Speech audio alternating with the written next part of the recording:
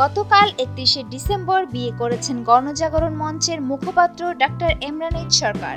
পাত্রী শিক্ষামন্ত্রী নুরুল ইসলাম নাহিদের কন্যা নাদিয়া নন্দিতা ইসলাম। শনিবার বর্ষে কনের বাড়িতে যান ইমরান। কনের বাড়ির বিবাহ মঞ্চে কবুল বলে নতুন জীবনে প্রবেশ করেন ইমরান ও নন্দিতা।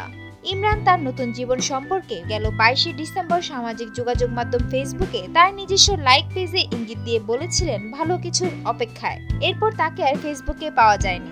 আজ তিনি আরেকটি স্ট্যাটাসে তার বিবাহোত্তর জীবনের সবার শুভকামনা প্রত্যাশা করেছেন। সেখানে তিনি লেখেন, আমি এবং নন্দিতা আমাদের নিজেদের পছন্দে এবং পারিবারিক আয়োজনে নতুন জীবন শুরু করেছি।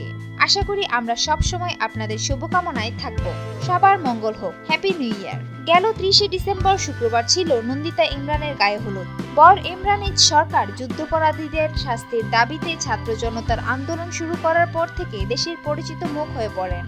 আর কনে নাদিয়া নন্দিতা ইসলাম ঢাকা বিশ্ববিদ্যালয়ের শিক্ষক ও শিক্ষামন্ত্রী নুরুল ইসলাম নাহিদের মেয়ে। শনিবার রাতে রাজধানীর হেয়ার রোডে শিক্ষামন্ত্রী নুরুল ইসলাম নাহিদের সরকারি বাসভবনে পারিবারিক আয়োজনে অনুষ্ঠিত হয় ইমরান নন্দিতার বিয়ে। দুই পরিবারের সদস্য ও নিকটাত্মীয় ছাড়াও বিয়ের অনুষ্ঠানে উপস্থিত ছিলেন অর্থমন্ত্রী আবুল মাল আব্দুল মুহিত। ৩৩ বছর বয়সী ইমরান ২০১৩ সালের ফেব্রুয়ারিতে গণজাগরণ মঞ্চের মুখপাত্রের দায়িত্বে আসার পর থেকে দেশের আলোচিত মুখ হয়ে পড়েন। আর সিলেটের মেয়ে নন্দিতার এসএসসি পাশ করেছিলেন ১৯৯৭ সালে।